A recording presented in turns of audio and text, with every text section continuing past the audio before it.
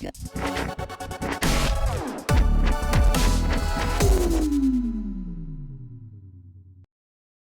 guys, welcome to ALPreps.com's preview of the AHSAA Super 7 Day 2. We just watched Day 1 where McGill-Tulane wraps up a 7A state championship with a 14-12 win over Spain Park. Tomorrow, 3 big games coming up. We got 3A, 1A, and 5A. We start the day off, John Lunsford, with 3A. It's Bayside Academy out of the South. A big surprise out of the South, taking on a dominant Piedmont squad out of the North. What do you think you'll see from those two tomorrow in the 3A matchup? A lot of people thought that, might have Gordo here out of the South. You might have T.R. Miller out of the North. Of course, everybody automatically assumes Madison Academy is going to be the team. None of those teams made it. Piedmont, a lot of people thought that might be a big upset with Madison Academy. But, hey, Piedmont did go 13-1 this season. Their only loss, I believe, was to Leeds. So that's a little more understandable. So they did run the table in 3A, and here they are in the Super 7. On the other side, you talk about Bayside Academy. They're a new school, kind of in the same position Spain Park is. I believe they started in 2001. They beat Gordo in the quarterfinals, and luckily Hillcrest Evergreen took out T.R. Miller, so they didn't have to face that foe in the semifinals, and they just crushed Hillcrest Evergreen last week. So I think it's two kind of surprise teams, but you got to lean Piedmont in this one. I think Piedmont's the much stronger team. They did beat Madison Academy with Malik Miller. You might think, hey, Carry-On Johnson's not here anymore. It's not the same team. They're still a plenty good team. They still have proven that they are the best coming out of the North. And Bayside Academy, I think, is still new. They're still kind of learning. I think we saw it with Spain Park here tonight in the 7A game. They're going to be champions soon. I just don't think this is quite their year. Yeah, I think Bayside Academy, very fortunate to get here. You mentioned the road in the playoffs that they took. One of the most surprising semifinal matchups we saw was the Hillcrest Bayside. We had no idea that could possibly even take place. Bayside, we know Bayside. You and I know Bayside very well for volleyball. This is not something that they're accustomed to. It's nice to see the boys actually matching with the girls here, finally getting to a state championship game. So it's good. I think it's a sentimental thing for Bayside to be here. Piedmont I have seen. The only time I saw them, though, was their one loss against Leeds. However, besides playing Leeds, which is one of the most talented teams in all the state, they were extremely dominant throughout the rest of their schedule. The way they beat up on Glencoe, the way they beat up on Walter Welborn, on the rest of their region. They were as good as it gets in 3A minus Madison Academy, and then they took care of Madison Academy in the end, so they showed you what they were like. I think Piedmont, I hate it for Bayside in a way because they are the sentimental pick. I think Piedmont dominates this game. I'm thinking a 2-3 touchdown difference in this one. Piedmont will be your 3A state champions. Moving on to the 3 o'clock matchup, it'll be 1A. Cedar Bluff out of the North, a very surprising team from last year. Remember, they had that miracle run where they had about 5 losses in the regular season, made all the way to the quarterfinals. That was a very youthful team. They have brought back a lot of experience, and they've made it show running to the state championship game, where they're going to have to take on a power out of 1A in Maplesville. Yeah, Maplesville, the champions from last year, so obviously looking to repeat. That's not their first state championship appearance last year either, so they are accustomed to being here.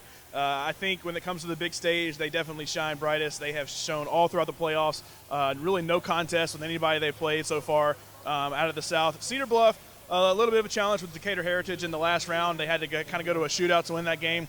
That's not to say Cedar Bluff can't win this game, but, you have to lean on Maplesville. There's a reason they're back again this year. There's a reason they dominated everybody this season. They only have 1 loss, and it's stepping up a classification. So, once again, in 1A, they're undefeated. I think they keep it going and win this championship. Yeah, Cedar Bluff's been a very good team this year. They've been consistent. Got a big win in the quarterfinals. I think the winner of that Wadley Cedar Bluff game was going to beat Decatur Heritage no matter what. They come out of that one in a big win. But their only state finals appearance was back in 2009, where they were shut out 48-0. So I don't expect a whole lot of good coming out of Cedar Bluff in their second appearance. I think they'll keep up a little better than they did the first time around. But Maplesville is a dominant power. They're as good as it gets in 1A. I think there's no problem for the Red Devils. They'll take home a 1A state title. The main event at 7 o'clock features a team that is making their first appearance in a state championship. Out of Morris and Kimberly, the Mortimer Jordan Blue Devils, led by Duncan Hodges at quarterback, will take on a very experienced, in this situation, St. Paul's team. As a matter of fact, it's the reigning 5A state champs. Yeah, you talk about the team that's probably benefited the most, in my opinion, from the whole new 7 classification system. St. Paul's is the team. They were 5A back in the day in the old 6 classification system. Every round they were having to meet a team from Birmingham out of 5A, the old Homewood, Briarwood kind of regions. Now they have a little bit easier path. It's more even competition for them. Jackson steps up from 4A, gives them their biggest challenge, but no matter what, the team out of that region is going to be coming to the championship. Everybody knew it was going to be Jackson or St. Paul's, and sure enough, that's who played for the championship. However, St. Paul's lost to UMS Wright this season and lost to Jackson early on, so you think, well, maybe they're not going to quite the same team that won the championship last year. But they beat Jackson in the semifinals. They're back again this year. I definitely think they have the advantage here. They know what it's like to play on this big stage. It's their 3rd state championship appearance in the last 8 years. They're looking to win the 3rd state championship appearance. Mortimer Jordan, like you said, never been here.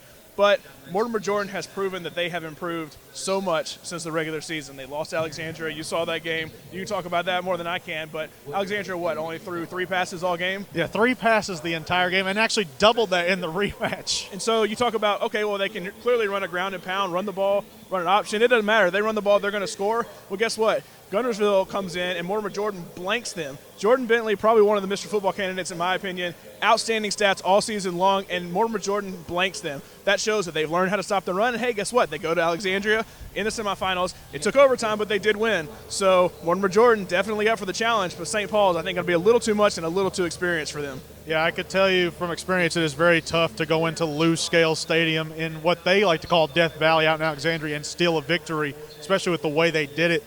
Mortimer Jordan a bit of a benefit of Alexandria not having a real good field goal game. They tried to go for it late from the 1 on 4th down, even though it was a tie ball game. Got stopped, went to overtime. Mortimer Jordan gets the victory. The quarterback position, I think, gives Mortimer Jordan a slight edge, but that's the only edge they really have in this game. So they're going to have to lean heavily on Duncan Hodges throughout this game. I think St. Paul's experience of being here is going to win them out, and I think that will bring Mobile its 2nd state championship on the weekend. And I do have to say the playoffs for both teams. Mortimer Jordan came in, Winona undefeated, easy win. Guntersville undefeated, easy win. Then they take out Alexandria, who beat them. They weren't undefeated because they did lose to Anniston, but still, only team that have beaten them so far this season. They come in and win that game. St. Paul's, on the other hand, they did have to get past Jackson, who had beaten them earlier, but then Greenville, only a 1-point win. So you talk about, well, maybe St. Paul struggled. They did lose to a 4A team in the regular season.